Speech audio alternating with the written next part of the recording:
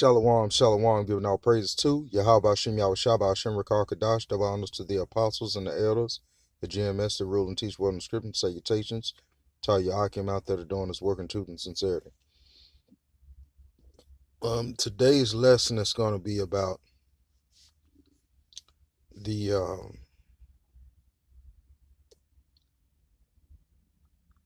about warning our people.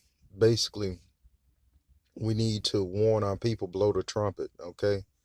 Just like the ancient men of old. When a trumpet was blown, it was blown for different festivities, warnings, for a number of things. This particular trumpet that's being blown is being blown for to warn of the coming of the Lord. And so he's got basically he's just power and he's balanced. So as far as like being balanced, you know, he has the power of evil and of good, you know, despite a popular belief that the churches teach in the world that the Lord is all good. You know, he's all good, but he causes things in the world to happen, you know, such evils, so on and so forth. So, you know, today I'm going to open up with Joel chapter 2, verse 1, and it reads, "Blow ye the trumpet in Zion, and sound an alarm in my holy mountain. Let all the inhabitants of the land tremble, for the day of the Lord cometh, for it is nigh at hand." And so, you know, knowing that we got certain calamities in the world, you know, right now to this very day, that's happening, that's, you know, basically ramping up of, you know, certain cataclysms in the world, wars, rumors of wars, you know, so on and so forth. So blowing the trumpet in Zion, Zion means monument, okay, memorial. Basically, we're letting our people know that the Lord is coming, just like he came in, you know, in the days of old. He's coming back. And so by the Lord coming back, by Yahweh coming back, he's not going to physically come back. Okay, he's going to do it through his actions. Okay, that's how you're going to know the Lord is moving in the earth. You know, the earthquakes, wars and rumors of wars. You know, you got the uproars of the people. You know, I mean, there's an endless list about the things that are going on on the face of the planet. So blowing a trumpet in Zion, we're to warn our people. We're to warn Negroes, Latinos, and Native Americans that the time is nigh. The time is now at hand. Number one, for repentance, to seek the Lord early. Okay, so that ye may be saved. Verse 2, a day of darkness and gloominess, a day of clouds and thick darkness, as the morning spread upon the mountains, a great people and a strong. There hath not been ever like, neither shall there any more after it, even to the years of many generations. So this particular destruction of the Lord is going to bring upon this planet, it's going to be the greatest destruction, the greatest set of events that's ever happened in the world. Okay, even bigger than the flood, even bigger than, you know, the captivity, you know, of the men of old, of our people, bigger than any war that's happened. So this is going to basically trump everything that has happened in times of old. So reading on in verse 3, a fire devoured before them, and behind them a flame burneth. The land is as the garden of Eden before them, and behind them a desolate wilderness, and nothing shall escape them. The appearance of them is as the appearance of horses, and as horsemen they shall run. Like the noise of chariots on the top of the mountains shall they leap. Like the noise of a flame of fire that devoureth the stubble, as a strong people set in battle array. So basically, it's going into a lot of commotion that's going to be upon us this world, basically, especially during the time of World War III, which we're in right now. Just going to escalate and ramp up. Okay.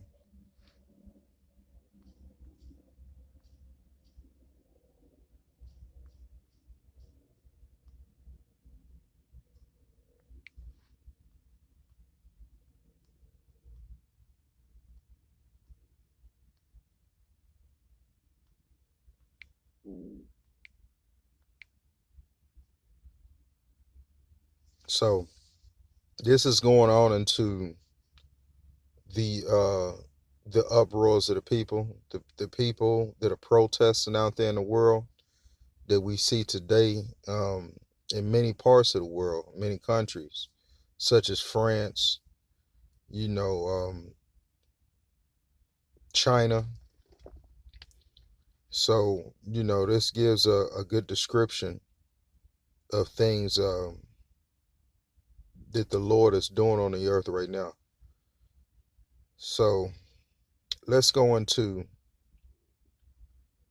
Second Ezra chapter 9. Let's start at the top. Okay. And this is 9 and Second Ezra chapter 9, verse 1. And he answered me then and said, measure thou the time diligently in itself. And when thou seest part of the signs pass, which I have told thee before, then shalt thou understand that it is the very same time wherein the highest will begin to visit the world which he made. How is the Lord going to visit the world? The Lord's going to visit the world through earthquakes, okay, mudslides, um, fires. Australia is one of them. So he's beginning to visit the world. Verse 3.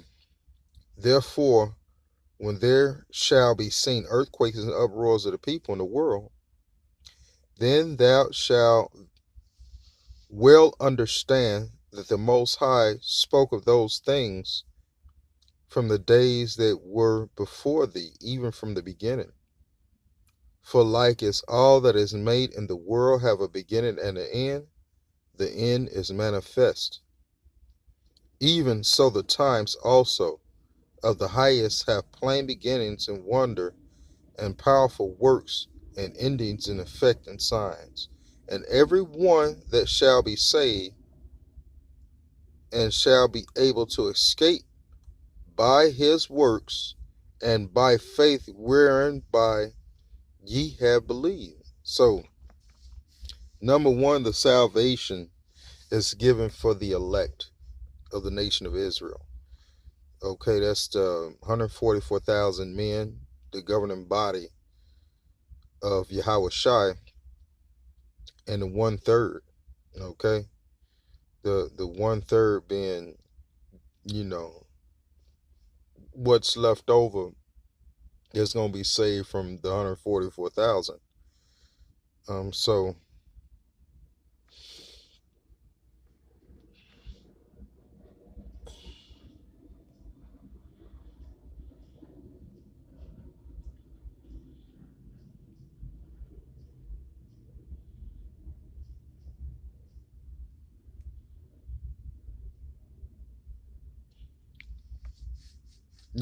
we're given the spirit of prophecy to prophesy unto our people, and not only our people, but the rest of the nations as well. So we're going to the book of Revelation,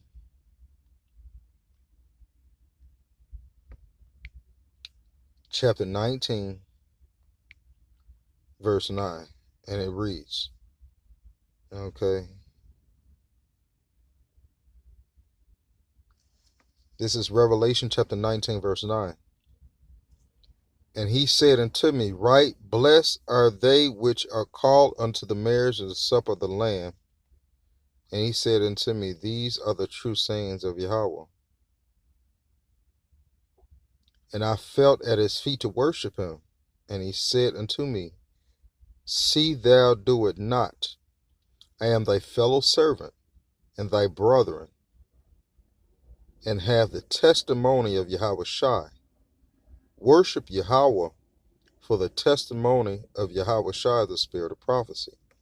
So we have to understand, given in this particular precept, that the children of the Lord, the Israelites, knowing that the Israelites are predominantly Negroes, Latinos, and Native Americans, and the reason why I say predominantly is because the rest of the Negroes, Latinos, and Native Americans that will be saved don't look like Negroes, Latinos, and Native Americans. Okay, those are the speckled bird. So going back in the, reading again in 10, and I fell at his feet to worship him, and he said unto me, See that thou do it not. I am thy fellow servant of thy brethren that have the testimony of Yahweh Shai. Worship Yahweh, for the testimony of Yahweh Shai, the spirit of prophecy. So you have to understand that this is a literal angel basically coming to sup with John the Revelator. And he looked like an ordinary, average, Joe Schmo Israelite man. Okay, so that lets you know that the children of God, the children of Yahweh, are related to the angels. And so I'll close out there. We're in a time of war. This is a spiritual fight. I encourage you, brethren, that are out there to keep striving and keep fighting. Okay? Because the Lord is definitely listening to our prayers. Okay? Yes, he's doing things in his time. But, are we to compel the Most High to move quicker? To keep seeking mercy, to beg him to destroy this wicked kingdom? And the answer is yes. So I'll close out there. This is a few words of encouragement, giving our praises to Yahweh Hashem, Yahweh Shabbat, Hashem, Rakar, Kadash, and Shalom.